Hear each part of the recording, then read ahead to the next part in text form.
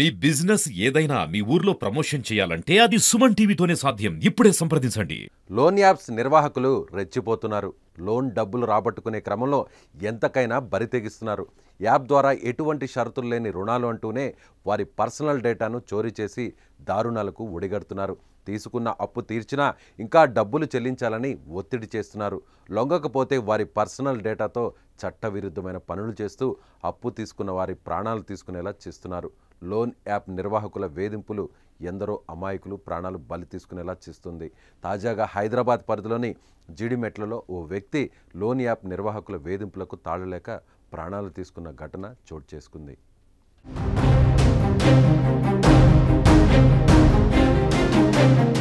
భార్యకు తెలియకుండా ఆమె భర్త తన ఫోటోను తీసుకున్నాడు. అదే ఆయన పాలిట శాపంగా మారింది. చివరకు ఆయన తనువు చాలించాడు. లోన్ యాప్ నిర్వాహకులు తన భార్య ఫోటోను మార్ఫింగ్ చేసి ఆన్లైన్లో పెట్టారనే కారణంతో ఆ ప్రాణాన్ని బలి తీసుకుంది. వరంగల్ జిల్లా నల్లబెల్లి మండలం నందిగామకు చెందిన మరిగద్దె వినోద్ కుమార్ కొన్నేళ్ల కిందట సిటీకి వచ్చి బోయిన్పల్లిలో ప్రైవేట్ జాబ్ చేస్తున్నాడు. భార్య మంజుషాదేవి, బాబు అకీరానందన్, పాప నందనతో కలిసి చింతల్లో శ్రీరామ్ నగర్లో ఉంటున్నాడు. ఇటీవల వినోద్ తండ్రి శంకర్రావు అనారోగ్యంతో ఉండడంతో దవాఖానా ఖర్చుల కోసం 4 లక్షల వరకు అప్పు చేశాడు. దీనికి తోడు వినోద్కు 3 నెలల జీతం సక్రమంగా రావడం లేదు. కొద్ది నెలల కిందట భార్యకు తెలియకుండానే ఆమె ఫోన్ నుంచి ఓ లోన్ యాప్లో రుణం తీసుకున్నాడు వినోద్. ఆ టైంలో భార్య ఫోటోను యాప్లో అప్లోడ్ చేసి తర్వాత యాప్ను డిలీట్ చేశాడు భర్త.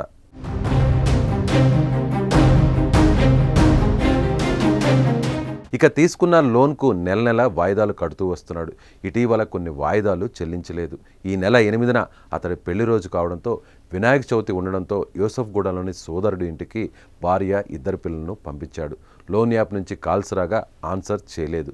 దీంతో లోన్ యాప్ నిర్వాహకులు కుటుంబ సభ్యులకు కాల్ చేసి 2,300 రూపాయలు కట్టాలని చెప్పారు. అంతటితో ఆగకుండా అతడి భార్య ఫోటోను మార్ఫింగ్ చేసి అతడి ఫ్రెండ్స్, కుటుంబ సభ్యులకు పంపారు. దీంతో అతడి బావమరిది లోన్ యాప్ ఈఎంఐ చెల్లించాడు. అయినా మొత్తం డబ్బులను కట్టాలని మరోసారి కాల్స్ చేసి వేధిస్తుండడంతో కలత చెందాడు వినోద్. ఇదే సమయంలో ఇంట్లో ఫ్యాన్కు ఉరివేసుకొని ఆత్మహత్య చేసుకున్నాడు. లోన్ యాప్ వేధింపుల కారణంగా ఓ నిండు ప్రాణం బలి అవడమే కాకుండా 3 జీవితాలను రోడ్డున పడేసింది.